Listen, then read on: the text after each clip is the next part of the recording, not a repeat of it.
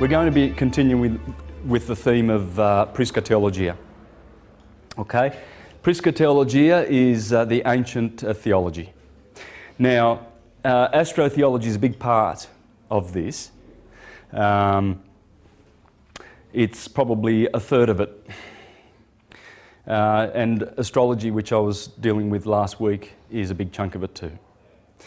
So, continuing with this theme of ancient theology, we're going to honour a truth speaker of the 16th century, because he died on the 17th of February 1600, Giordano Bruno.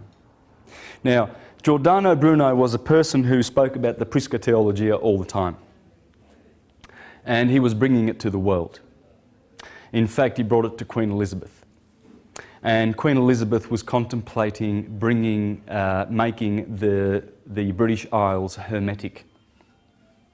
But of course the clergy got wind of the plot, sent Giordano Bruno a packing back to Italy, and of course made sure that fictional Roman Christian religion would continue in their country. What I mean by that is that and as I've proven with my presentations, that Rome has invented the fiction of the historical Jesus Christ for purposes of enslavement.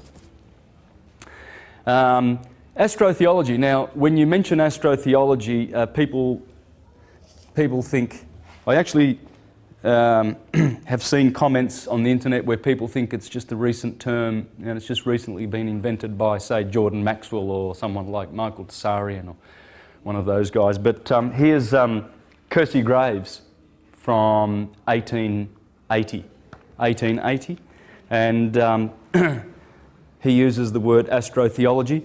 This guy also, the Reverend Robert Taylor, uses the expression.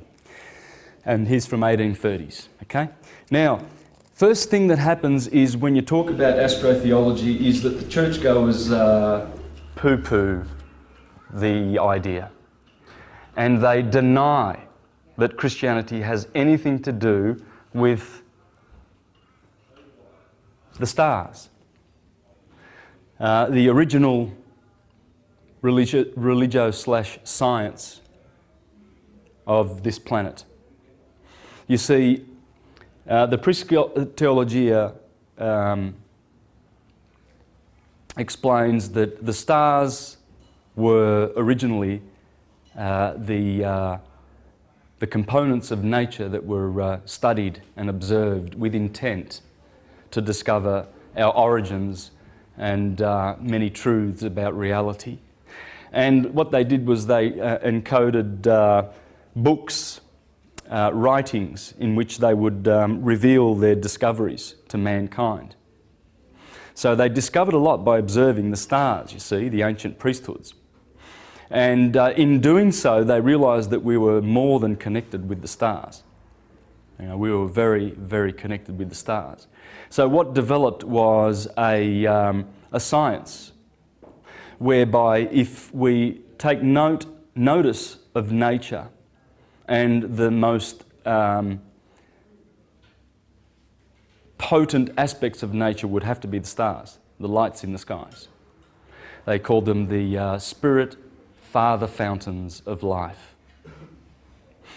And they realised that these entities had an influence on us. They observed these influences and recorded them. And the Bible, the Judeo-Christian work, Hebrew, Greek writings, nothing other than astrotheological themes. Okay, they are stories about the observances of the stars and their behaviour and their cycles, etc. So the first thing they do, the religionists, is they deny that the origin of their faith and belief is based on the stars. You see, so what we're going to do is have a look at some of the words and designations of the ministers and the people who practice in the churches. So we've got cardinal, deacon, sexton, Monsignor, Sir, Nun, Minister, Pastor, Monk, Ceremony, Bishop, Orison, Monastery, etc. Cardinal, this is, in astrology, this is the 4 cardinal signs. Okay, Aries, Cancer, Libra, Capricorn. A deacon is 10 degrees of astrology. Sexton, having the word 6 in it, and having to do with astrology, just like bishop is, 3 degrees. 10 degrees, 3 degrees. Monsignor, Sir. Sir is just short for the star Sirius, because he's the Lord. He's the boss, he's the brightest star in the sky. Yes, sir. Nun. Minister, here we see moon and star. Same with pastor. Moon. Ceres. Moon. Bishop, already discussed that. Orison. Moon, star, monastery. Now that's pretty much the designations that these ministers give themselves. Another good one would be elder. In the L words, when you look at the L words, you'll notice a lot of L in there because of the sun, Elios. You see, in Greek the sun is called Elios, and in the Jewish system the Elohim happen to be the planets and the luminaries in the sky, the 7 visible orbs. And you see the words such as elect, elite, the elder in the congregation. He'd be a minister, would he not? A moon star, one who talks about El, Israel, Isis, Ra, and Elohim, evangelizing, etc., etc. I mean, these are all church words, okay? And so, because the sun is the El who provides 3 things to mankind for their existence. And that would be love, light, and life, undeniably. For that orb has more love for us than any other.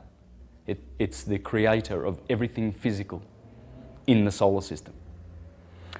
And together with the other 6 are what cause us to manifest in the physical realms.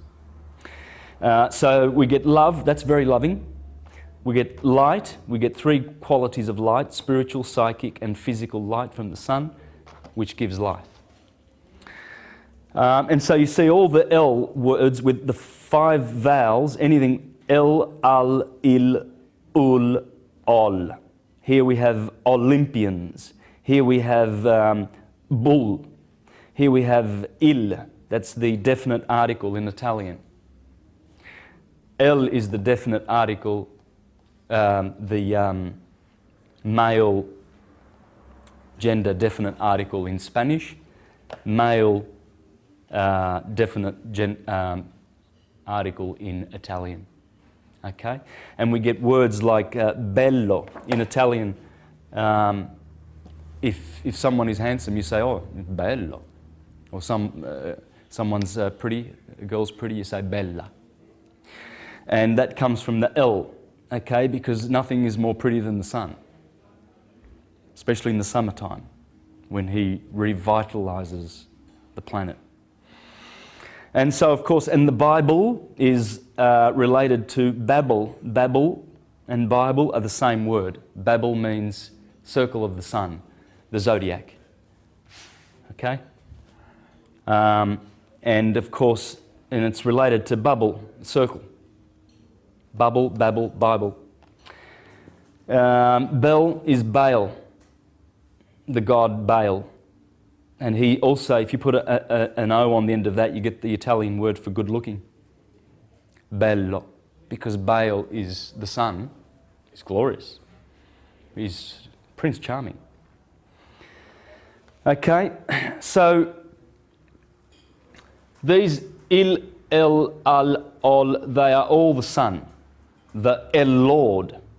So when you hear expressions like the Lord Jesus Christ, Amen, these are all different words for the Son. Okay? Lord, yes, yes means the Son. There we have the golden orb himself, beautiful, Prince Charming, bello. And there are the words, the letters, I-E-S. In Greek, I-E-S is yes. And that's Jesus. Christ, well, Christ is light, King, the King of light, and that's the Son. And Amen or Amun or Om, that is the Son. So we've come to a time in history that we've begun to understand these things because we've been able to decipher the Egyptian holy writings, the hieroglyphs. And in recent times we've been able to expose this story that is in the Bible. Now, we have many great scholars to lean upon. Probably I would say this would be the best work. Absolutely the best work in terms of astrotheology by the Reverend Robert Taylor. One of his contemporaries was Thomas Taylor. And Thomas Taylor was a great scholar who was interpreting the Greek myths. I'm going to read a little bit out of this later on, and also out of this. Contemporaries, this one's deciphering the holy Jewish Christian scriptures, and this one, the myths. So we've got a lot of scholars of that nature. We have The Sacred Mushroom and the Cross by John Marco Allegro, one of the Dead Sea scholars, who discovered that the Dead Sea Scrolls were nothing but writings about the Essenes, who had Gospels, and were already talking about a suffering servant or a Messiah, hundreds of years before the so-called historical Christ. He's come out and explained that the Bible is based on mythologies, and the Amanita muscaria mushroom being the base for Christianity. They used to take the Amanita muscaria mushroom as the Eucharist, you see, the bread of Christ, and they would have out-of-body experiences. And so one of the Dead Sea scholars has shared that with the world. Of course, they went after him and defamed him and destroyed his career, but nonetheless, he was a truth speaker. Here's another truth speaker, Dupuy, a contemporary of Napoleon Bonaparte, as well as Volney. These guys exposed the astrotheology in the Bible. I'm going to share excerpts and share interesting information from these scholars today. So it's going to be very eclectic, but there's a lot of interesting information that we're going to expose. Here is the Earth, and that would be the equator, Tropic of Cancer, Tropic of Capricorn.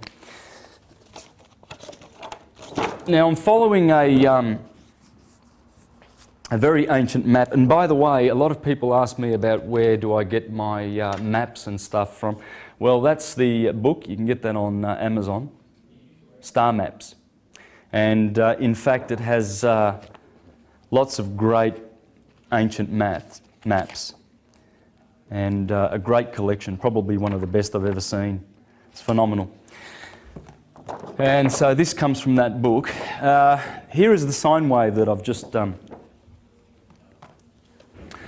As you can see, there's the equator, and here we have the Tropic of Cancer, and here we have the Tropic of Capricorn.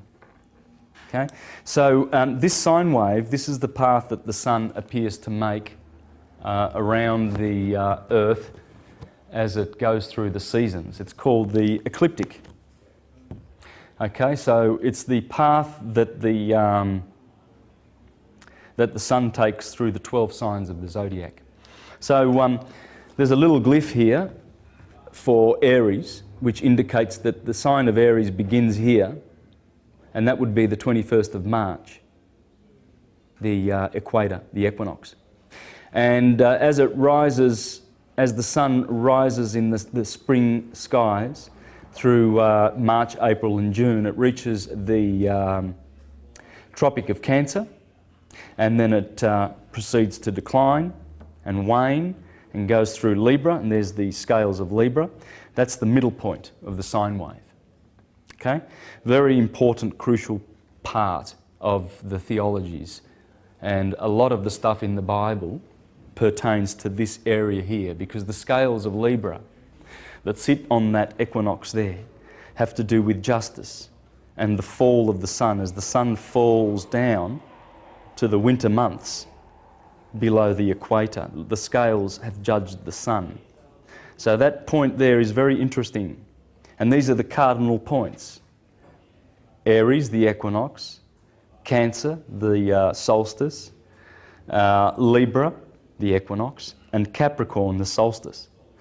And it comes back through Aquarius, the water bearer, through Pisces, and then back up into Aries.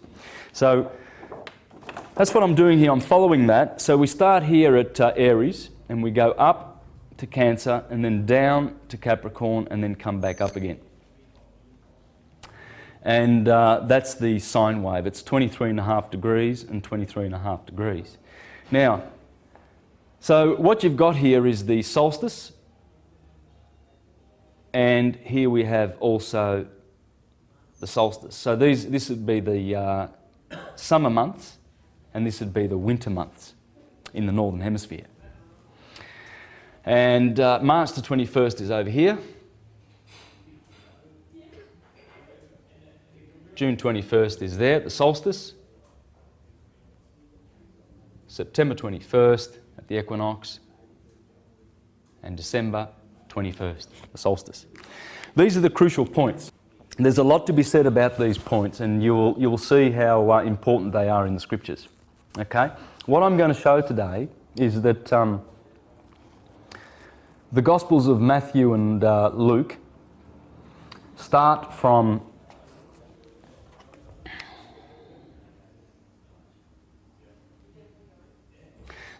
December the 21st and finish with December the 21st, whereas Mark and John start at Aries. Okay, so we're going to show that, and with the aid of this book here, The Secret Truth About Jesus, the Gospel and the Zodiac, by the Reverend Bill Darlison. And in here he shows how the 16 chapters of the Gospel of Mark run through, starting from Aries, run through and finish in Pisces. Okay, and of course I've dealt on that in my astrotheological presentations, and shown how most of the cycles begin with this point in the year.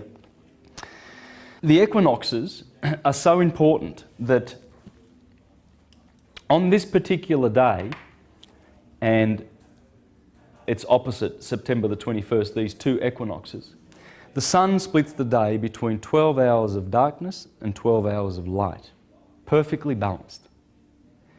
That balance is measured by the priesthoods, and they consider it to be a sacred day, that point of equilibrium. Equilibrium is always respected in nature. It's always respected. So you see these two spheres, the two polarities of light, summer, and darkness, winter, are balanced at these points. Very, very powerful points in the year, the equinoxes. In fact, they are so respected that all our religious observances take place at these 4 points, at the 4 points of the cross. Here, we have the Passover of the Jews and Easter. Here we have Judgment Day, Rosh Hashanah, the Festival of Tabernacles, or the Festival of Booths. And here we have the Holy Saturnalia and the Christmas period, where the ancients would mourn for Saturn. That was the Saturnalia, and or Saturn's brother, the sun. They would mourn for the sun because he was going down to his death on the 21st of December. And so Macrobius, in his famous work, the Saturnalia, talks about this festival and its origins. And in doing so, he revealed a lot about the old astrotheological system. In fact, he revealed that every one of the names of the heroes, including Jesus, mean the sun. And here are some of the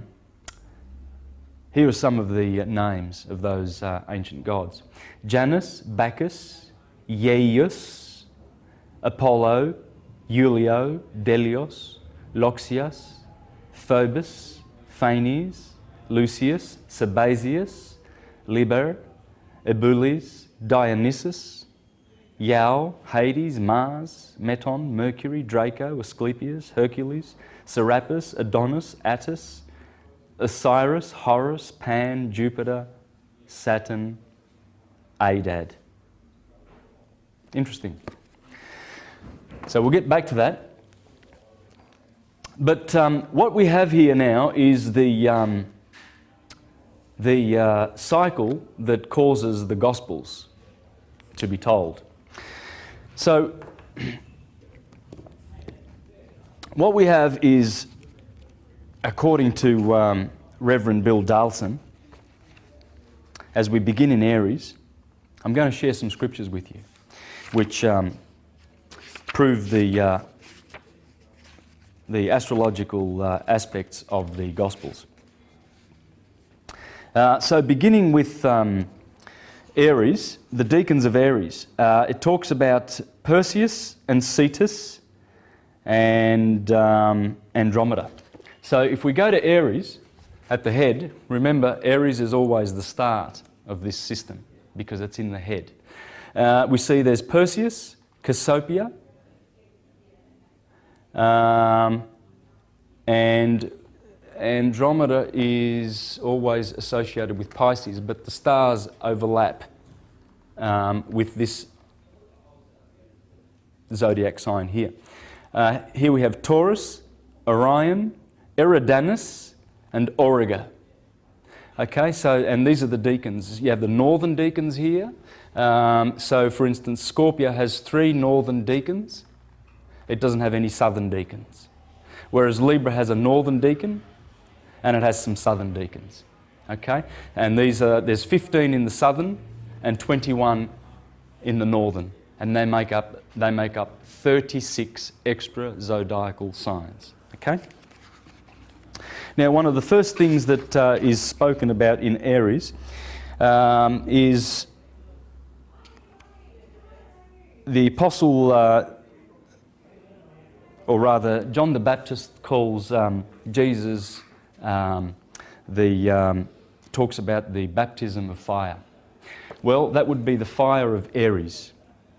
Okay, so that's the first hint. As the sun comes into Aries, there's the fire aspect. And we'll just have a look at that part in the Gospel of Mark. It says, I have baptized you with water, but he will baptize you with Holy Spirit. And of course, Matthew and Luke use the word fire in that, right? But the Spirit has to do with the baptizing in Aries, because what happens in Aries is there is the river Eridanus goes through there from the sign of Taurus next door. And the Eridanus is the Jordanus, where Jesus is baptized. So that's where John baptizes Jesus immediately. And the gospel begins there. And I'm talking, that's the first, there's St. Mark, that's the first passage in the Bible where Jesus is baptized. There's no nativity in either Mark or John. There's no nativity scene. Whereas Matthew and Luke, they begin with the nativity. When the son is a baby on the 25th of December, it has to grow and then be baptized in the Jordan River, in the head of Aries. Here's another interesting scripture right there after that passage. It says, immediately afterwards, the Spirit drove him out of the wilderness, and he remained there for 40 days and was tempted by Satan. He was with the wild beasts, and the angels looked after him. Well, the wild beast would be the beasts of the zodiac. You see, it says that Jesus was with the wild beasts. That's where the sun is. Lions, scorpions, etc. Okay, so they are Aryan features. Then in verse 17, Andrew cast a net in the lake, for they were fishermen. Now, some translations use the word hired men. Well, that has to do with the stars in the sign of Aries, in the deacon of Aries, that are called the hired men. Let me read a portion of this. The combat between Perseus and Cetus mirrors the challenge to the powers of evil which Jesus makes in these early chapters of Mark. He is tempted by Satan in the wilderness. He casts out an unclean spirit. He declares that the kingdom of Satan is at an end. Clearly, and he implies that Satan has been bound, clearly reflecting the names of two stars in Cetus. Menkar, the chained enemy, and Difda, the overthrown, the thrust down. Isn't that interesting? Then there's a star in Perseus called Algol, and this is called by the Hebrews, Algol, as Rosh Ha-Satan. And it's supposed to be, it says here that it's the demon star, and the blinking demon, the demon's head, is said to have been thus called from its rapid and wonderful variations. The Hebrews call Algol as Rosh Ha-Satan, Satan's head. Head. Aries, the head. Astrologers, of course, said that it was the most unfortunate, violent and dangerous star in the heavens. So the name of Satan appears a lot in the early chapters of Mark, in the Aries sector, okay? And of course, because of the stars, Algol in Perseus, the star that they call the most violent one in the skies. And so that explains all the mentions of Satan in the first chapters of Mark. Okay. Another incident happens in Mark 1:29, and this is the incident. As soon as they left the synagogue, they went with James and John to the house of Simon and Andrew. Simon's mother-in-law was in bed with fever, and they immediately told Jesus about her. So he went to her, took her hand, and helped her up. The fever left her, and she began to wait on them. So Simon Peter's mother-in-law has a fever. Well, Simon's other name is Cephas, and you'll notice that Cephas in Pisces is also merging in with Aries. You see, that's how it works. So Cephas is in here, and Cephas is another name for the Apostle Peter. Right? And Andrew would be Andromeda. Right? Andrew. So these are in the first chapters of Mark, right? Dealing with the March Aries sector. So the mythological Cassiopeia was the wife of Cephas and the mother of Andromeda, whom Perseus had married after releasing her from the rock to which he had been chained by the sea god Poseidon. Cassiopeia was eventually translated to the sky by her enemies, the sea nymphs, but because of her vanity and arrogance was placed so close to the pole that she appears to be lying prone. Well, the mother of the one chained to the rock, see, Cassiopeia was chained to the rock. Well, the rock is Cephas, Peter. Peter's called the rock. Is Cassiopeia. So the one chained or married to the rock, Peter, is Cassiopeia, the reclining woman. Cassiopeia's husband is Cephas, another name for Peter, the rock. And her daughter is Andromeda, which are hinted at in the names Andrew and Cephas. Now, another thing that Bill Darlison points out in this book is that unlike the Gospel Mark, the Gospel John, which also begins in Aries, in the first chapter of John, the Gospel of John, John the Baptist says, "Look, the Lamb of God that takes away the sin of the world," pointing to the very same nature of that Gospel to Mark's Gospel. Unfortunately, Mark doesn't use that expression, but all the others do. And if it had of, that would really just put the icing on the cake, wouldn't it? All right, so that's Aries. Let's have a look at Taurus and see if we can see some themes there in the early chapters. By the way, I'll just put that up for the camera to pick up.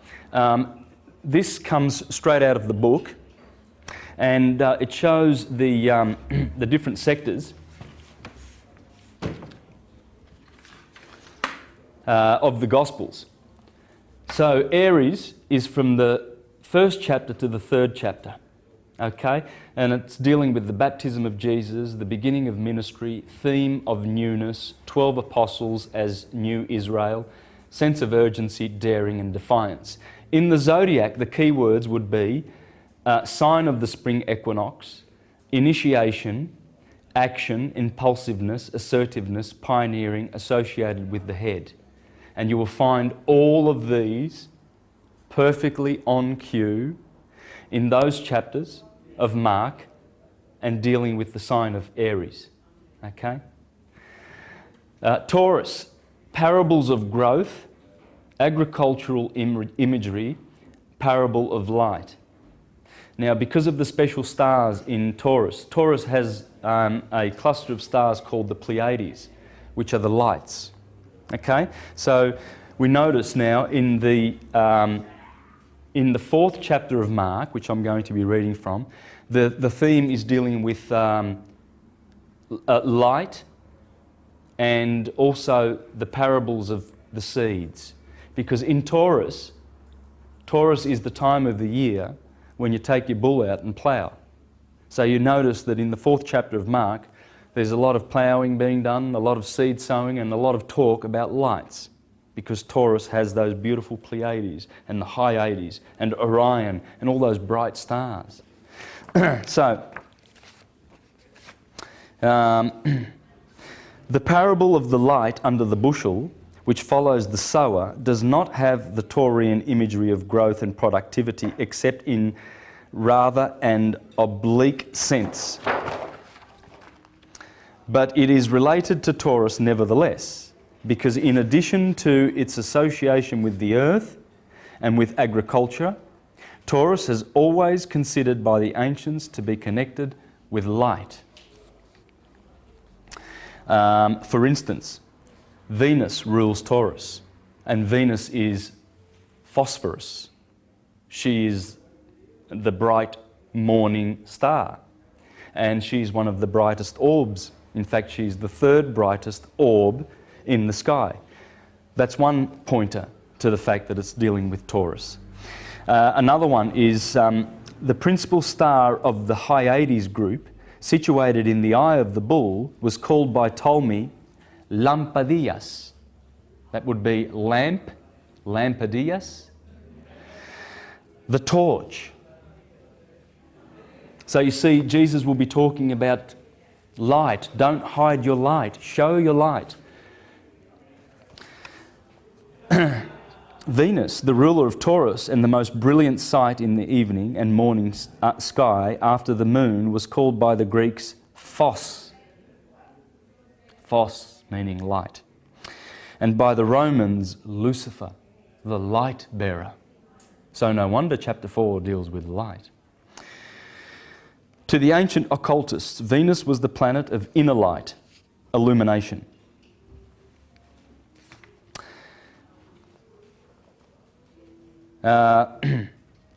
Aristophanes called it Pleias Eptesteros, the seven-starred Pleiades. So we're talking about the Pleiades now. Although he said that one of them is Panaphanes, all invisible. One of the stars of the Pleiades is hidden according to the myth. The Pleiades were the seven daughters of Atlas, who had been changed into stars by Pleione. 6 of them had been married to gods, but the 7th, Merope, had married a mortal. So her light was dim and rarely seen, all of which strikingly reflects the parable of the lamp in Mark 7:21-22. Now take note, this is very interesting because we're talking about the 7 sisters here, the Pleiades. Okay? Now, you ever notice that? Subaru, that means the Pleiades, the 7 sisters. Now, when you look up at the Pleiades, they're magnificent. They look exquisite, like a jewel in the sky, and they correspond to the pineal gland, okay? Because here they are in Taurus, Pleiades. They're supposed to be more up toward here, actually, these around this area here, because Taurus rules the lower part of the head. But you will only notice 6. There are not 7, because one of them has had their lights dimmed. So let's notice what Mark chapter 4:21 has to say, shall we? He said to them, "Do you bring a lamp? Do you bring in a lamp to put it under a bowl or a bed? Instead, don't you put it on its stand? For whatever is hidden is meant to be disclosed." And he uses the word here, phanerothe, in Greek. And whatever is concealed is meant to be brought out into the open, phaneron. If anyone has ears to hear, let them hear. Well, as I just read before about Aristophanes, he called one of those stars the exact same word that Mark uses for the dimming of the light, which is Phanophanes. So Aristophanes called this star Phanophanes, the all-invisible. Interesting that Mark should use the exact same word for the dim star in the Pleiades. Still on the Taurus sign, we need to focus our attention on that. Of course, agricultural imagery and the parable of light. Oh, thanks, George. Yeah, beautiful. That'll help that. Good stuff. This is also in Mark, okay? He also said, "This is what the kingdom of God is like. A man scatters seed on the ground, night and day, whether he sleeps or gets up. The seed sprouts and grows, though he does not know how. All by itself the soil produces grain, first the stalk, then the head, then the full kernel in the head. As soon as the grain is ripe, he puts the sickle to it, because the harvest has come." Again he said, "What shall we say the kingdom of God is like? Or what parable shall we use to describe it? It is like a mustard seed, which is the smallest of the seeds on earth. Yet when planted, it grows and becomes the largest of all garden plants, with such branches that the birds can perch in the shade." So notice the theme there of agricultural imagery, parables of growth, and these are the themes of the 4th chapter of Mark. Right on cue with Aries the first, Taurus the second. And it gets better. Mark 4:10-12. When he was done, the 12 and the others around him asked him about the parables. He told them, "The secret of the kingdom of God has been given to you, but to those on the outside everything is said in parables, so that they may be ever seeing but never perceiving, and ever hearing but never understanding. otherwise they might turn and be forgiven. How about Gemini? All right, so we come to Gemini. We've done Aries, Taurus, and now Gemini, the twins. What themes of Gemini do we have in the Bible in the 4th to 6th chapter of Mark? Themes of duality, man with a legion, the two-ness of Geminis, Geminians, the flow of blood and the cure of Jairus' daughter, the apostles sent out in twos, Herod's vacillation. So, and here they are, short journeys, has to do with the third house of astrology. Siblings and relationships, of course. Well, that's the Geminis, and we're going to see this in the Gospel. Indecision and communication. Now, I'm really just picking the choice bits here because I've got the whole thing to go through.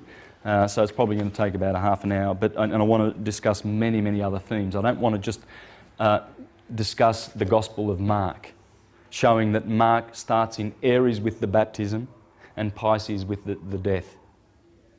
Okay? The sign of the cross. So Gemini, there are a few details in the story which underline its Geminian theme. The word for the storm used by Mark is Laelaps, but Laelaps is also the name of the hound of Actaeon in Greek mythology, a name associated with the constellation Canis Major, one of the deacons of Gemini.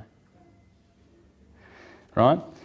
So Jesus tells the storm to cease with the word Siopa, be quiet, echoing the Spartan name for Gemini, Tosio, and the cushion upon which Jesus' head was resting along, believed to be a detail provided by Peter, echoes the headgear of the Geminian twins, or the flames of fire which were supposed to issue from their heads. So that's basically the themes of those chapters, dealing with these extra-zodiacal signs. There's Gemini there, Canis Major, Canis Minor, and Lepus, the hare, which is what the 4th chapter of Mark deals with. Okay. There's also the incident of the legion, who says, "My name is Legion, and for we are many." That has to do with the duality aspect of Geminians. Okay. Let's see if there are some other points in Gemini, some good points that I want to... Okay, well, let's go to this miracle of the Jairus and the woman with the blood flow. So, after he put them out, he took the child's father and mother and the disciples who were with him and went in where the child was. He took her by the hand and said to her, "Talitha cumi," which means, "Little girl, I say to you, get up." Immediately the girl stood up and began to walk, and she was 12 years old. At this they were completely astonished. He gave strict orders not to tell anyone about this and told them to give her something to eat. Well, this incident happened immediately after Jesus was touched by a woman who had a flow of blood which was for 12 years. So Jairus' daughter was 12 years old, and the other incident immediately before that had to do with 12 years, indicating a twin parable. Okay? The most obviously Geminian feature of the story of Jairus' daughter is the way in which it is told. It is the only miracle story in the Gospels which combines two quite separate elements. Neiman writes, "What we have here is without precise parallel in the Gospel, an incident broken into by another incident which takes place in the middle of it." Right? In addition, however, we should consider the name Jarius, which means appropriately Jehovah enlightens, but which also bears more than a passing resemblance to the name of the brightest star in the night sky, Sirius. Serios. The dog star, which is found in Canis Major, right? That's where Sirius is, in the dog star.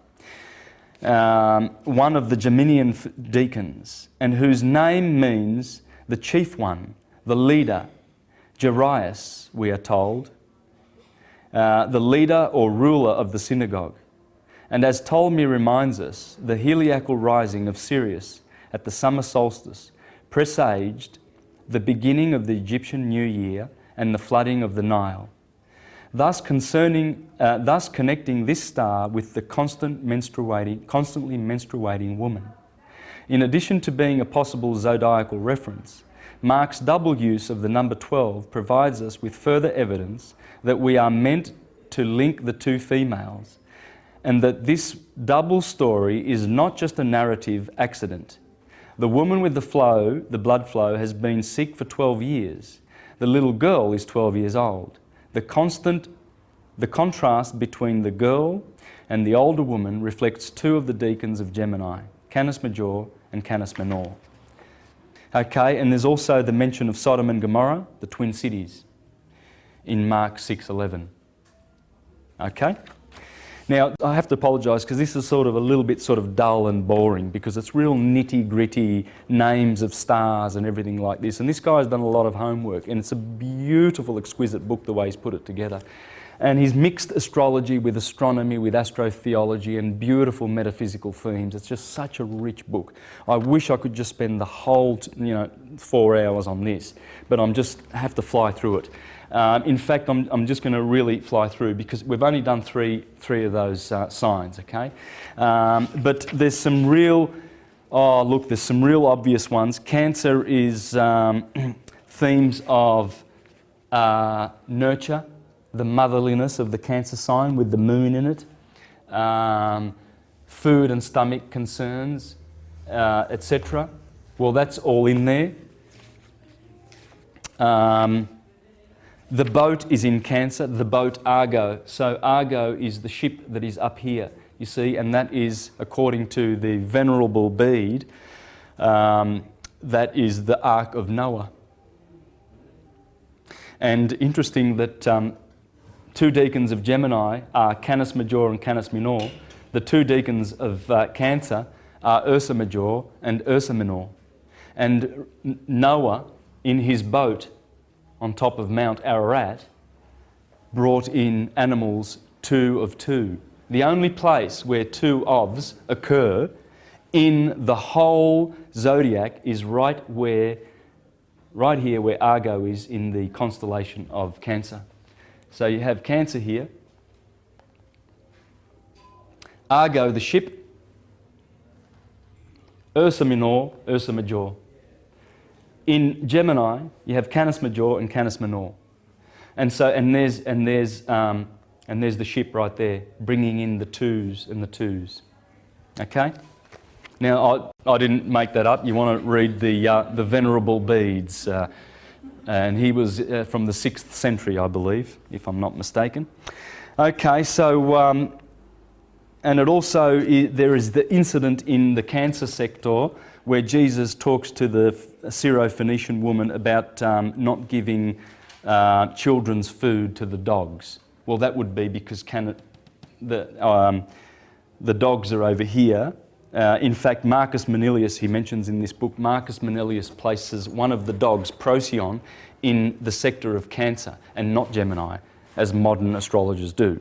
So there's the Cancer in the Gospel. Leo. Interesting. Leo.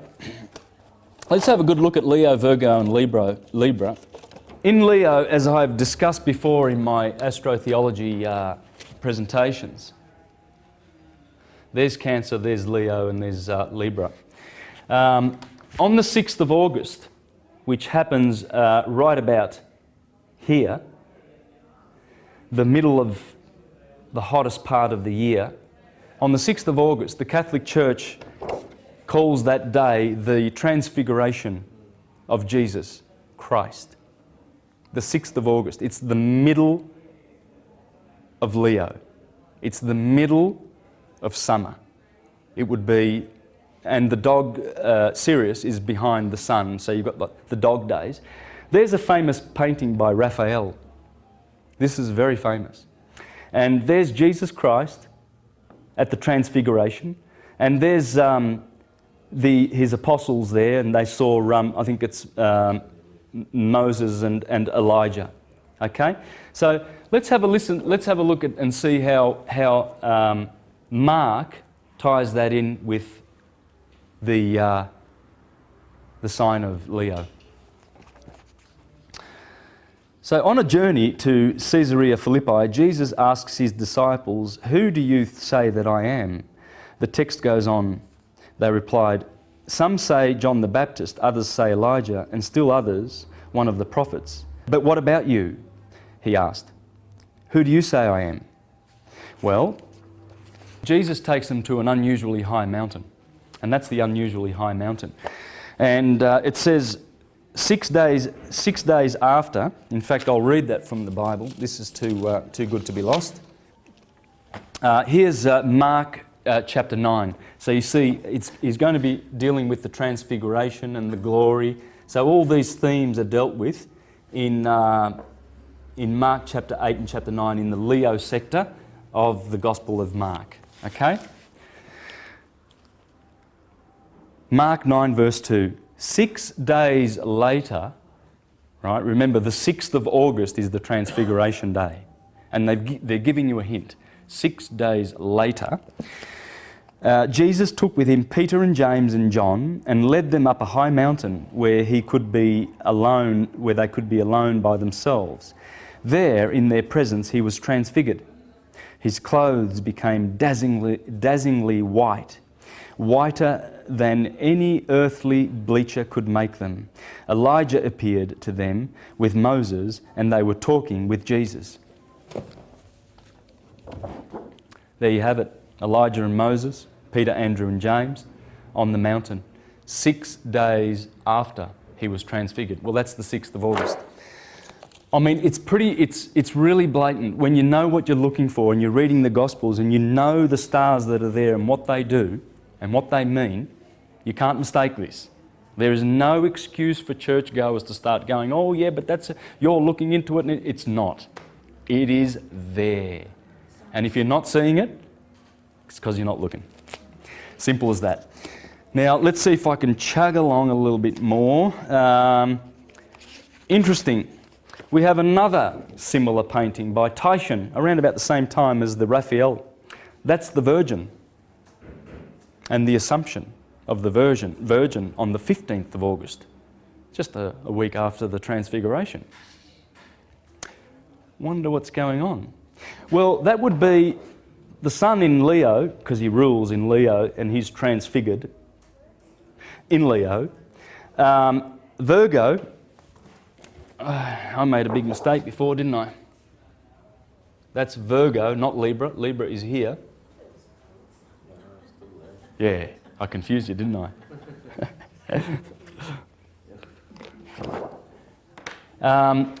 Virgo on the 15th of August disappears behind the sun. That's the Assumption of the Virgin.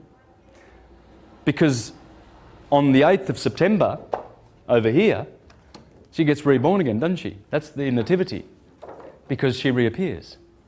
You see, when the sun is in a sign, the sign disappears. You can't see it because, well, for instance, we're in, today's the 13th of November. That's Scorpio territory. Now, it's, what's the time? It's 2 o'clock. So the sun is above us. Behind the sun is the Scorpion. You cannot see it in November. It's gone. And so that's why the Virgin Mary ascends and then she's born again. The Nativity of the Virgin. Yeah, it's all on cue. All right, let's see what Virgo has. Virgo has teaching about humility, little children, a warning against passivity and service, because the 6th house or Virgo, Virgoans are very service-oriented. It's the sign of service. Okay? So in the Gospel, Jesus is talking about service. Serve one another. etc. If anyone wants to be first, he must be the very last and servant of all. So there's the theme of service. If anyone causes one of these little ones, those who believe in me, to stumble, it would be better for them if a large millstone were hung around their neck and they were thrown into the sea. So that's also Virgoan themes. All right, let's move on. I know I'm going to regret taking chunks out of this because there are so many good points, but you just can't. All I can do is show you some choice bits, and if the subject interests you, I would be getting this book. It's just phenomenal. Okay, Libra. The entry of the Sun into Libra marks the autumnal equinox in the Northern Hemisphere, when day and night are equal once again. This is the midpoint of the year, the moment of equilibrium, when the forces symbolised by the day and the night are in perfect counterpoise. This has happened before, of course, when the Sun entered Aries in the springtime. But there is a difference between these opposite but complementary points. At the spring equinox, the point of poise occurs before the daylight begins to dominate. In the autumn, this is reversed, and the balance point presages the forthcoming massing of the darkness. The eternal interplay of light and darkness is symbolised in the zodiac itself, which on one level is nothing more than the yearly cycle projected on the sky. The first 6 signs then come under the dominion of daylight. The first 6 signs come under the dominion of daylight.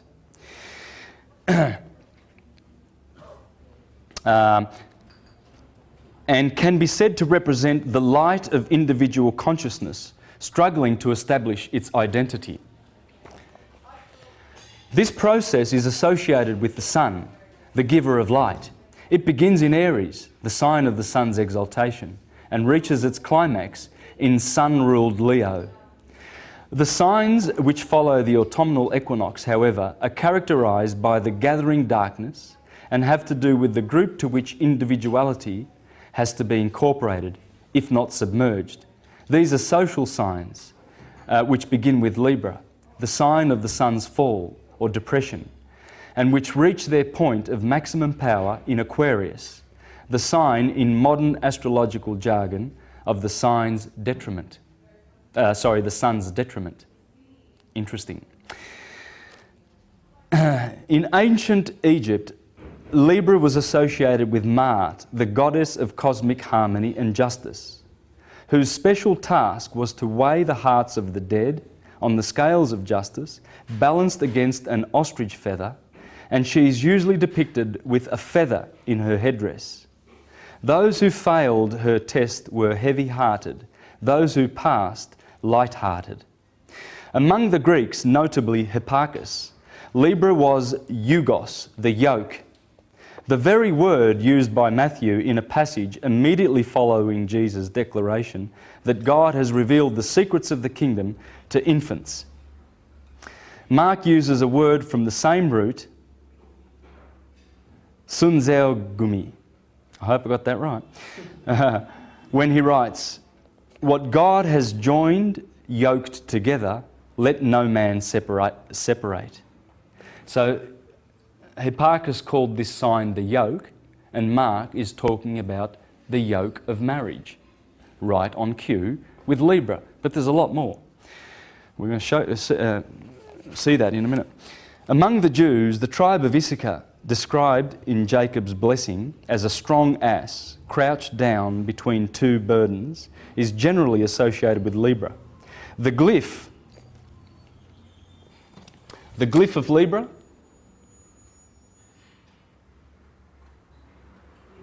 what's that? That's the sun setting. Because this is a 24-hour clock too, of course. Remember on the 21st of March and September, the sun is balanced, right? It's perfectly balanced. So On that day, and only on that day, or those 2 days rather, does the sun rise at 6 a.m. and set at 6 p.m. Only on those 2 days. Okay? So 6 o'clock goes here, 12, 6 and 12. This is a daily cycle and it's a yearly cycle. And of course during the day there is more light than during the night, just like there is more light in summer than there is in winter. So those 2 cycles are described by this graph. But here, this is the middle point. This is the point where in the human body, Libra is the kidneys. So the sine wave is going through the body in the scale of the balance. You see the sun setting there? Okay, when you look at that,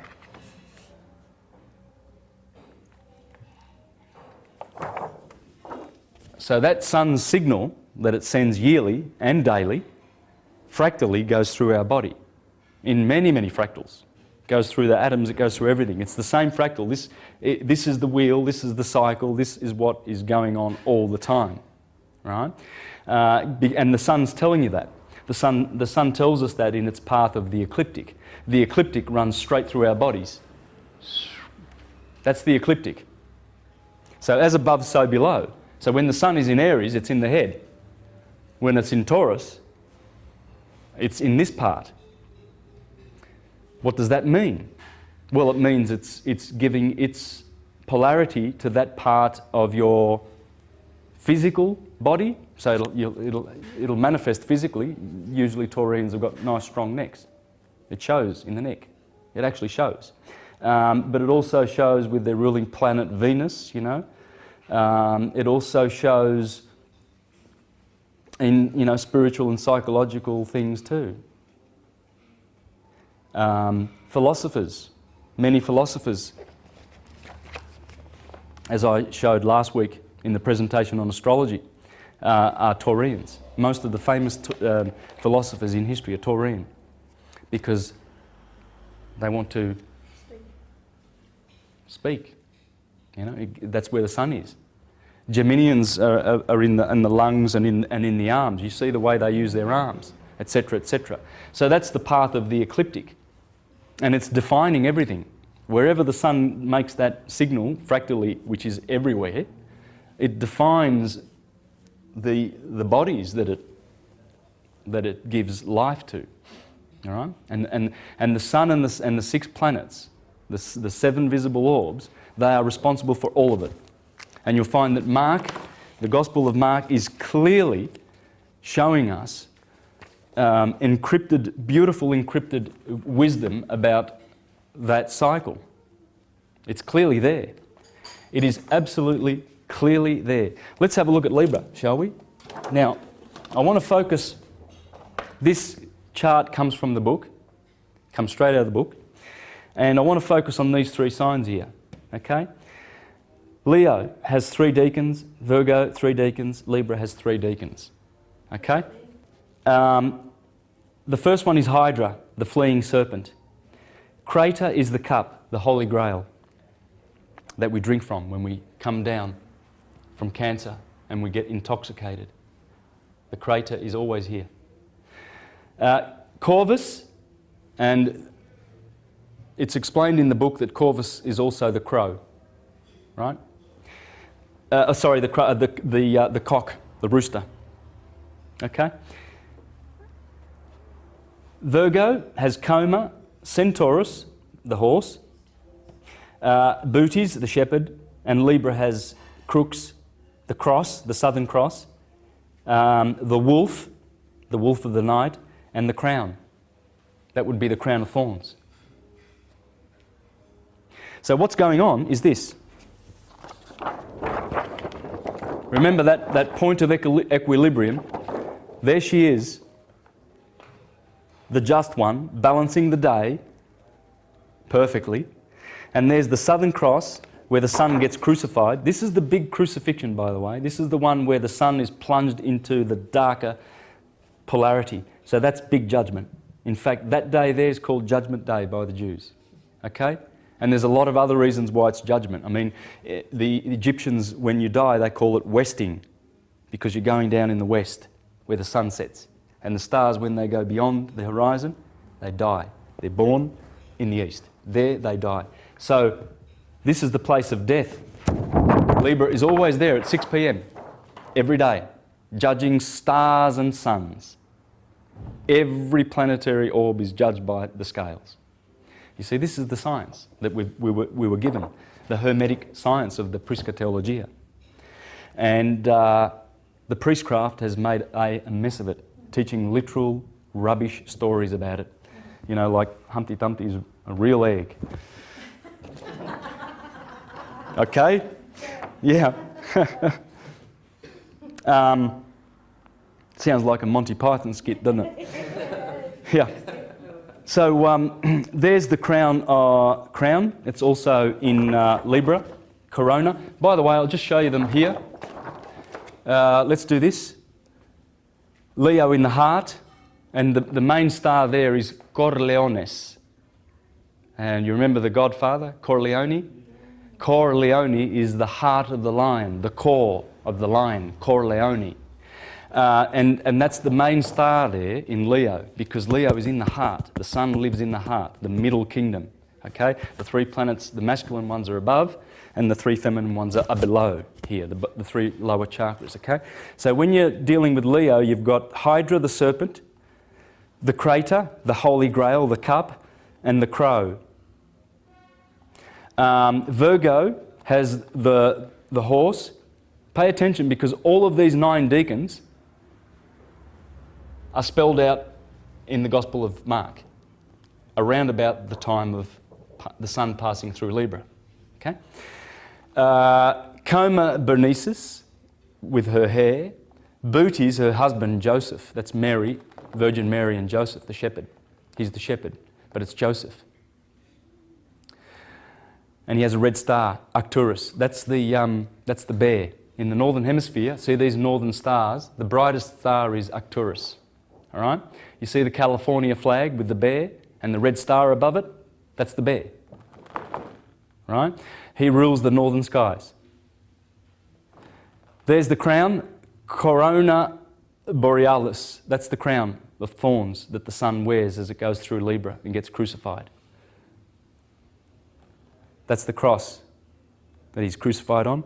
And the wolf, the other word for that sign is the victim. The victim is the sun. Gets judged at the scales, crown of thorn, there's the cross. Here is the shepherd. As you'll see, we'll go through that, etc. What happens there, in Libra, the sun gets judged to go down to hell. There's the wolf there, the victim, dies on a cross, gets a crown of thorns. Before that, in the Gospel, these are the chapters. So you can see chapter 16, 14, 14, 11, 11, 14, 15, 15, 15. So it's carrying the themes around about that part of the Gospel where it would be.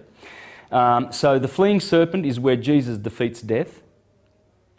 The cup is, he took the cup in chapter 14, verse 23. There's the cup. The sun takes the cup because the sun gets intoxicated now. Jesus is getting intoxicated. He takes the cup. And before the cock crows 3 times, that's mentioned in 14:30. And there's the crow on cue. Coma, the infant, the branch, the desired one. And others cut down branches. Blessed is he. So as Jesus came in procession to be crucified, they cut down branches. Well, that's the branches of Coma. Centaurus, Jesus enters Jerusalem on a colt. There's a colt here. The centaur belongs to Virgo. The centaur and the Southern Cross is right over here, okay? So they are closely connected, those 2 constellations. There's also 2 colts over here, remember? I don't know whether you remember, but there's the Asinellus Borealis and Asinellus Australis in Gemini when Jesus comes into Jerusalem to be crucified. Well, this is what he's doing. There are 4 crucifixions. But this one's the big judgment one. Okay, there's the colt that he enters. He enters on a colt. The great shepherd, I will smite the shepherd. That's in Mark 14:27. And then the cross, as I've already shown in those graphs, the cross, the victim and the crown. These are all themes to do with the crucifixion. There's some choice stuff in this book. For instance, in Capricorn it talks about Saturday, because Saturn rules Capricorn. And it says, the Jewish Sabbath is Saturday, Saturn's day. We noted earlier that Judaism was born when the equinoctial point entered the constellation Aries. And there is no doubt that Aryan imagery of rams, goats, sheep, sacrifices and circumcision play a major role in the liturgical practices of Judaism. But the other cardinal signs, Cancer, Libra, Capricorn, feature prominently in the development of Judaism. Libra, the polar opposite of Aries, the sign of covenants and law. Cancer, the sign of home and diet and mother. Capricorn, the sign of duty, service, social responsibility, and the father. See, mother, moon, Capricorn, father, Saturn. And when you do your houses, you'll find that the 4th house deals with mother, right? And the 10th house with honours and duty and service and authority and prestige and father, because Saturn is the father. You see the polarities. We have to work out the polarities in all of this to understand the science. Once you start doing that, you can navigate through all of these books. You can read the Upanishads, you can read the Eddas, whatever, and you'll know what you're talking about, man. The characters are always the same. In the Bible, the characters are always the 7 heroes. The 7 that go manifesting, the Elohim. And they manifest in the space of 12. While Libra is the sign which symbolises the law's origin. And why? Well, because Libra is always to do with judgment and law. This is law, you know, when you get your heart weighed on that scale in Libra. While Libra is in the sign which symbolises the law's origin and purpose, Capricorn symbolises its operation and enforcement, legalism. Concern for the letter of the law is therefore Capricornian. Similarly, while Christianity is a Piscean religion, it also relates clearly to the other mutable signs. Now get this, right? Christianity is saying is a Piscean religion, but it also relates to the other signs. Sagittarius, Gemini, and Virgo. How? Well, Virgo, Gemini and Sagittarius. Its emphasis on virginity and celibacy are Virgoan.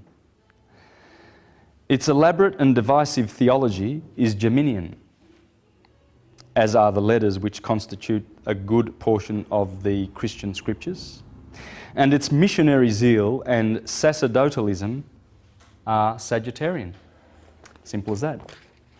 All right, look, there's a lot of choice stuff in here, and I'm afraid I'm just going to have to leave it, because we're going on to some more stuff. Let's have a look at some science now a little bit. Let's have a look at some S words, shall we? There's the S. We've got serpent, spiral, and sine wave, right? Now, the serpent is also a septenary. Those words are interchangeable in the mythologies. In fact, they have the same root word. And spiral also has to do with spirit. And sine wave has to do with sin. Okay? These are the 6 S words that we need to nut out and understand in order to get all this. Because we've got to bring in the metaphysics, and you've got to bring in the intention of the priesthood into this science. They didn't do this to, you know, entertain themselves on the weekend. They did this so that many, many layers of wisdom would be found in their holy works. And that way they would sort out, you know, the people from the courtyard of the Gentiles, right? Gentiles basically meaning people who are not really spiritual, serious, not serious. pagans, or in fact that's what they used to call pagans, and that's very derogatory because it shouldn't mean anything bad. But the Romans used to say, the hillbilly pagans. Pagano meant someone who lived out in the sticks, country hick. So that's why it's derogatory, but it isn't. Their worship was based on this. Those levels were put in there so that he who has ears and eyes to see would look deeper and dig deeper. That's why it's called esoteric or occult, the Prisca Theologia. Because, you ain't going to just give it to someone who abuses that information. It's like you're giving, a $1,000 iPhone to your 9-year-old son who's known for breaking everything you've given him, right? Well, you wouldn't do it, would you? You'd probably get a cheap phone and give it to them or something like that. So wisdom is supposed to be respected, and this is how you respect it. When you hide it and you give it to people who deserve it enough, and they did a wonderful job in doing this. This sine wave represents time, and the seven fellows that go through there, the 7 planets, 7 represents time and this represents space. You see, this is the space that they're allowed to go in. These are the Titans. And as they go, they always make these sine waves, right? And so this represents the flow of time. And that's what sin is. Sin is, everything is spirals, okay? So this spiral is not exactly 2-dimensional. It's 3-dimensional, which makes it a helix, okay? Helical. But as it does that, the spiral, it actually manifests physical bodies. And that's the spirit that it's talking about, the spirit behind the spiral. And it always is serpentary or a septenary. Okay, 7 is the number of nature. Let me just read some choice information from Who is This King of Glory? This is a beautiful book by Alvin Boyd Kuhn. If you ever want to get into the deep, deep stuff of this and what the Bible was really written for, this guy explains many beautiful things, okay? So we have the 4 elements. And he talks about these numbers that appear in the Bible, 4, 3, 12, 7, always those numbers, 40. Why? Well, it's because of time units which describe the spiral, the serpent, the sine wave, the sin that we're in. You see, when you get caught in time, when you're full of sine waves, you're sinning. That's why we're sinners. Yeah. Yeah, because we're caught in time. That is sin, in the sine wave. It's all science. Yeah. 3, 4, 7, 12 and 40 are indeed among the most sharply revelatory keys to the entire system of scriptural interpretation. It is ridiculous that Christian exegesis of its own book has for 16 centuries laboured at the interpretation with practically no regard for the meaning of these numbers. It will later be seen as a clear evidence of esoteric incompetence. It has remained for students outside the pale of Christian apologetics to interpret the Bible most capably and profoundly.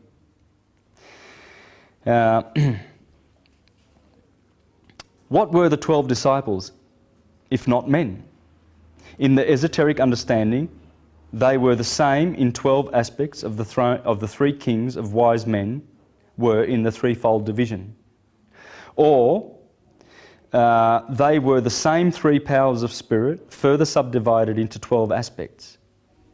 They were just the spiritual power and intelligence, which is the Christ itself, manifesting its wholeness in a 12-part segmentation, in the same way in which the atomic force of the universe manifests in a 7-part differentiation.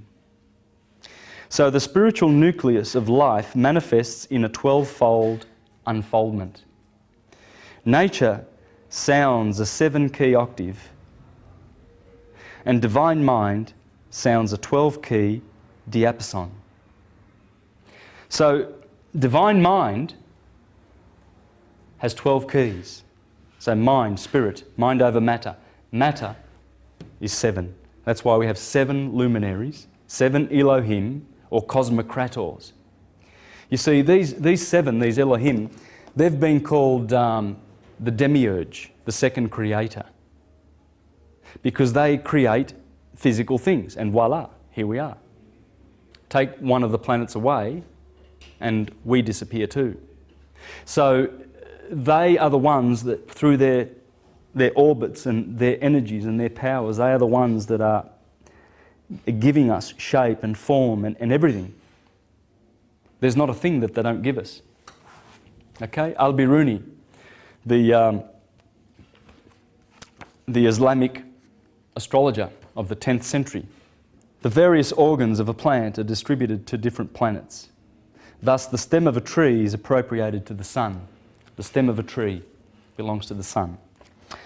The roots to Saturn, the thorns, twigs and bark to Mars, the flowers to Venus, the fruit to Jupiter, the leaves to the moon, and the seed to Mercury. They control everything. In fact, Mercury, the right brain, controls all of our senses. That's why Mercury, or Hermes, the Hermetica, in the East they call Hermes Buddha. The Romans called him Mercury. Well, he controls the 5 senses. That's why he's the messenger of the god. You know, when you touch something, you're getting a message, are you not? Well, that's Mercury. That's what the planets are doing.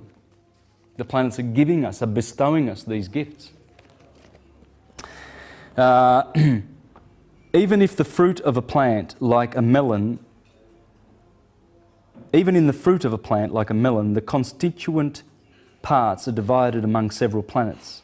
The plant itself and the flesh of the fruit belong to the sun, its moisture to the moon, its rind to Saturn, smell and colour to Venus, taste to Jupiter, seed to Mercury, and the skin of the seed and its shape to Mars. It is rare that only one planet furnishes the indicators for one subject or object. Generally, 2 or more are associated, as for example when 2 elementary qualities are present, obviously related to 2 different planets. Thus, the onion is related by its warmth to Mars and by its moisture to Venus. And opium by its coldness to Saturn and its dryness to Mercury. So when anyone speaks of Saturn as the significator of opium, it is merely its coldness that is referred to. And if Mercury is cited in the same capacity, it is due to its dryness. Right? Because there's cold and hot, dry and wet. They are the virtues, the active and the passive virtues of astrology. And each planet has 2 of those virtues. Right? So we can see how the planets are creators, how they are cosmocrators, the Harmonian artificers of Egypt that gouge out matter. They're always gouging out matter through space and making things, manifesting things. And of course they are beneficent, but they are also tyrants. You see? Saturn, for instance, whatever is born in his kingdom must perish. Whatever is born in time, he's the boss of time. Will always be devoured by time. And in fact, that's what the astrology and astrotheology is teaching us. It's teaching us that journey, how it works, the 12 labours that we are to perform, as Samson performed, and the 12 disciples of Jesus, the 12 sons of Israel, Israel meaning Isis, Ra and El, the ones that go around the wheel, the gospel. Now I want to get into some of these beautiful, wonderful writers, okay? They've done some amazing works of art, and I want to show you what's in these books. Here's a guy called Malik H. Jabbar, and he's got five or six books. I think this one might be his 6th book, and this one is a series of 5, and there's a picture of the books there. If you go to his website, this is how he introduces his work. Welcome. This site provides information on the mythological origins of all universal religions. Religious scriptures are a registry of astronomical phenomena, written in a mythological format. The evolution of our modern religious concepts began with astronomy and evolved through mythology and astrology into modern religion. Many of the Hebrew myth concepts are traceable to ancient Egypt and Mesopotamia. Jesus Christ, the Son, God, is a cosmic myth on par with Osiris, Horus, Samson, Adonis, Moses, Abraham, Solomon, Noah, Krishna, Mithra, Quetzalcoatl, and many other solar demigods. Evidence clearly shows that the 12 apostles are symbols of the zodiac sign and that Jesus Christ symbolized the sun, God, in some aspects a moon god. It is clear that the tales within the Bible are allegorical depictions of the interactions between elements of the cosmos. Religion exists at two levels, the esoteric and the exoteric and the esoteric, the inner and the outer. The inner religion is the one where you go within, and the outer one is the book religions, you know. Oh, read the Watchtower and awake, then you'll be saved. They've all got their publications and paraphernalia. That's the exoteric. The inner is you're already equipped with the inner one. That you've got forever. You're never denied that. Anywhere you go in the universe, you are never denied contact with Source. This exposes the foolishness of exoteric religion. Exoteric religion is an invention for teaching the mechanics to children, because that's the way they remember models and they remember and imprint images and symbols on their minds. But grown-ups are supposed to wake up. Yeah. The exoteric level, literal level of religious philosophy is pure idiocy. To think that the fantastic tales of demons and multi-headed monsters and miraculous events of every stripe, such as making the sun stand still, dividing the Red Sea, destroying the world by flood, and all the other related nonsense, is accepted without hesitation on the basis of faith, is astonishing. Nevertheless, it is so. The esoteric level of religion is a science that is mathematical, coherent, logical, and provable. Well, I've done it, beyond a doubt.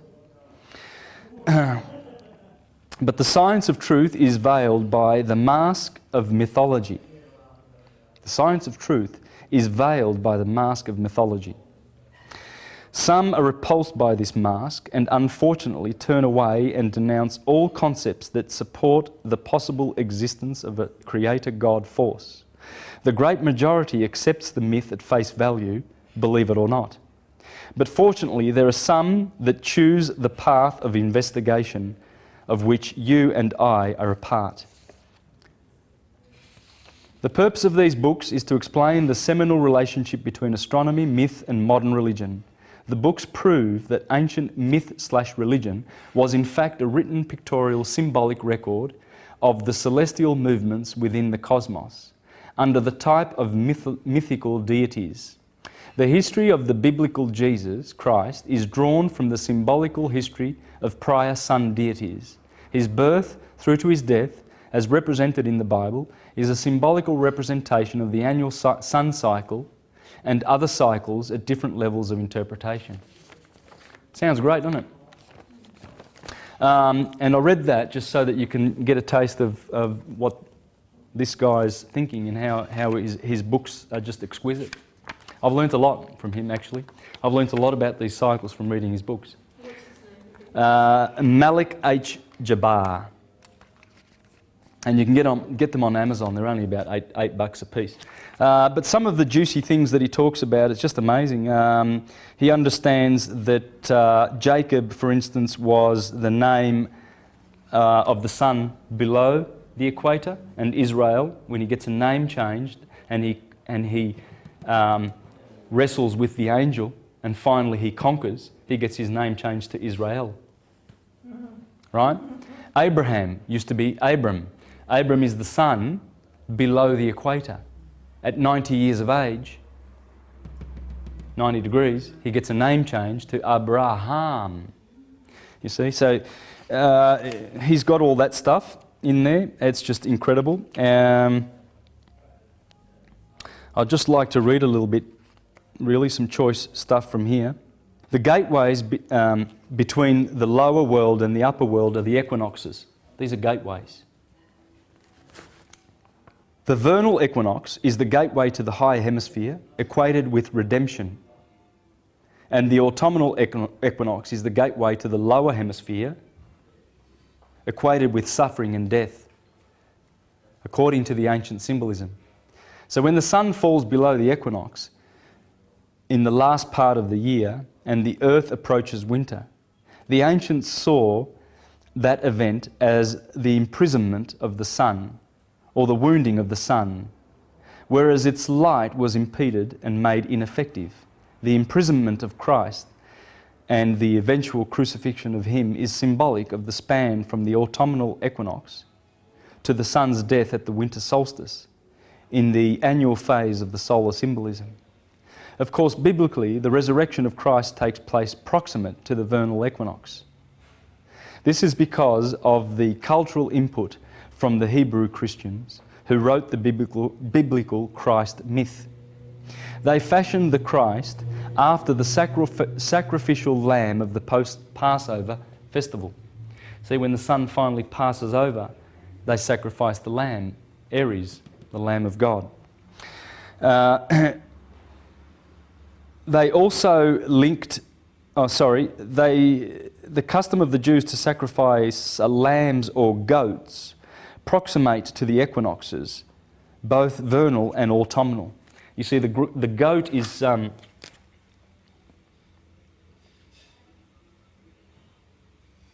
here's the sheep and here's the goats in Capricorn.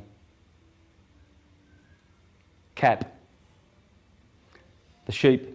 See, Capricorn rules the solstice and Aries rules the equator. So this is in the book of Daniel where the he-goat and the ram are at loggerheads and they're always chasing each other, right? That's talking about this. That's the goat and that's the sheep. It's the solstices and the equinoxes. It's the four horsemen of the apocalypse. And I'll read that from another one of his books in a minute. But I'll just finish here. The animal was the scape... they also linked this sacrifice, killing of the animal, to the expiation of their sins. The animal was termed a scapegoat that carried the load of punishment for the accumulated sins of the Jewish population. This is where the myth comes from that Jesus died for our sins, for the sins of the world. It is simply a copy of the old pagan superstitious customs of the nomadic Hebrews. The Bible clearly calls Jesus the Passover, that he was a substitute for the Lamb of the Jews brought forth to human form under the Christian doctrine, which doctrine was composed of the early Christians who were actually Jews, members of a Jewish sect that later, over time, became distinct as Christians. The Islamic religion, early in its history, acknowledged astrology as a science, officially. So they had the courage to do that because Rome, on the other hand, was killing Hermetists, Huguenots and Waldenses and Socinians, etc. And in the Renaissance, you see, the Renaissance was founded on Hermes, the Prisca Theologia. Giordano Bruno was killed for saying, unless we go back to Hermes, that's why I'm devoting this to Giordano Bruno. Because I, like all these other guys, are continuing to further his work. And most of his work was dealing with this and the fictional aspects of the Bible and teaching that there's only one religion/science in the universe, and that's this, science. Yeah. This is it. This explains us, this describes us, this is what we do, this is it. And there it is. Jesus is there, Peter is there, Jupiter, Paul is there, Apollo, yeah. The sun, yeah. Mercury's there, Hermes, that's John. They're all there. Satan, Saturn, the characters are all there. This is what Everywhere you go in the universe where physical matter appears, there will be 7 shining luminaries or orbs that will produce that. Yes. Yes. It's mind over matter. This nature sounds that sound, according to, as he says, nature sounds a 7-key octave. Octave means 8, right? But you always round these like in music, you've got your 7 diatonic notes, but it's an octave, right? So you round off, we are an octave, or we are a septenary. Everything in our bodies is septenary. The 7 chambers of the brain, 7 chambers of the heart, the 7 orifices in the body, the 7 vital organs, etc., etc. Everything about our nature is septenary. It's a serpent. That's the serpent. And the serpent is sitting here. Ophiuchus is in the sign of Scorpio. Let's have a look at Scorpio. Scorpio with the red star in it. Okay. There is Ophiuchus, the serpent bearer. So Ophiuchus, what he does, he's carrying the serpent, and the serpent's head is right next to the scales of Libra. You see, we saw that before, right? And the serpent is saying to the woman, and Bootes, her husband, is Adam, this is Eve, Virgo. It's saying to her, eat from the tree of the knowledge of good and evil. This is the good, this is the evil. And the scales are denoting that, because once the sun goes through these signs, it comes to a point where it has to flip over its polarity. It's given an electric summer, but now it has to change its nature. And it must flip that polarity and produce a winter. So it tastes from the tree of good and evil. Having tasted good, now it must have evil. And that's the serpent that is at the tree deceiving the woman, because she eats from it first. Bootes follows.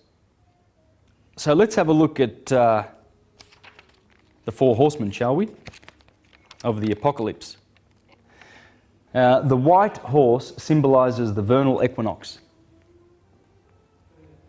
The red horse symbolises the autumnal equinox. The black horse, the winter solstice. That's where black Saturn is.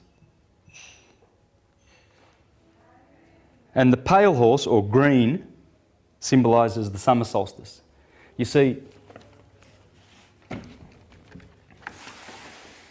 green and lush is that horseman of the apocalypse, that cardinal point. And as those, you see, the sun is always depicted being transported around with 4 horses. Okay, 4 seasons, 4 horses, 4 cardinal points. And as they go around, they have different natures and different qualities. Of course, these are very similar, the equinoxes, right? Spring and autumn are very similar, but summer and winter, big difference. Okay? White is the colour of the good spirit, and in its mythical aspects correlates astronomically to the vernal equinox. Red, the opposite or opponent counterpart of white in much of the symbolism, and represents the autumnal equinox. Matter is counterbalanced by spirit, just as the autumnal equinox is counterbalanced by the vernal equinox. So the red horse is the autumnal equinox, the controller of the entrance into the infernal regions of the lower hemisphere. Black signifies the darkness of the pit of the lower world, where the sun is shrouded by blackness. Green represents the verdant quality of the summer season, brought in by the summer solstice. The Bible uses the term pale horse, but all of the biblical dictionaries define the term pale as synonymous to the colour green. Now, the riders on the horses, they are different. The riders on the horses, one has a scale, that's Libra. And these are the riders of the horses, okay? The riders of the horses are distinct and separate from the horses in terms of their identity. One reason that other scholars over the years and centuries have failed to interpret this symbolism correctly is that they have blended the individual riders and their assigned horses into single entities, which is an error. The riders of the 4 horses are the zodiacal signs that pass over the stations of the horses, cardinal points. During the day, year, or astrological era that may be targeted by the symbolism. The descriptions of the riders give us sufficient information for their identities. He that sat on the white horse had a bow and a crown, which indicates the sector of Sagittarius. Bow and a crown. With the bow. The bow is Caus Australis. That's the bow in the sector of Sagittarius. And the crown is Corona Australis. Remember we spoke about Corona Borealis in Libra, the crown of thorns? Well, this is Corona Australis of that sector. He that sat on the red horse is described as a killer and a disruptor of peace, which indicates the killer scorpion that carries the sting of death, whose venom ushers in the sorrow and misery of the winter season, as the sun dips below the equinoxes, into the sector of Scorpio. He that sat on the black horse carried balances in his hand, which of course is the scales of Libra. He that sat on the pale green horse was called Death, and the governor of hell, which is of course Saturn in Capricorn, the well-known goat devil of the zodiac. And of course this corresponds with the dragon that drew a third part of the stars of heaven. Have you ever heard of that in Revelation? And I saw the dragon, and he hurled a third of God's stars from heaven, right?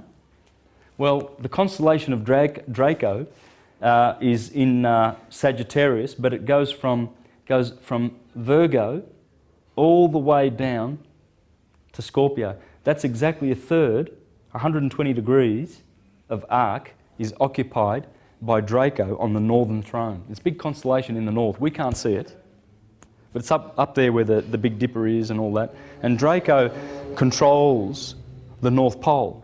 He gets about 3 stars to sit on the North Pole during the 24,000 year precessional cycle. So he's basically the boss, right?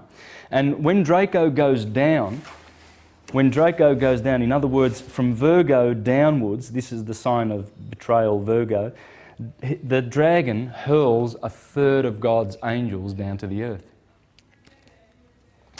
We are told by these verses of the Bible that the dragon's tail drew a third of the stars of heaven. This symbolism points directly to the zodiacal signs Libra, Scorpio, Sagittarius and Capricorn, which are situated right in the fold of the dragon's tail. I have explained conclusively in Book 4, he's got his 5 books here, that the dragon of the apocalyptic heavens of the Bible symbolises the constellation Draconis with the stellar symbolism. The tail of the biblical dragon of the heavens in the Bible is synonymous to the tail of the cosmic dragon, which is in fact the constellation Draconis. The constellation of Draconis stretches over nearly half of the sky's celestial longitude, and at the time of the biblical editing, the tail of Draconis traversed the span of the zodiac stretching from the autumnal equinox through the winter solstice, a span of 4 zodiacal constellations, thus denoting the fall of the sun into the lower regions of the cosmos as demarcated by the celestial equator.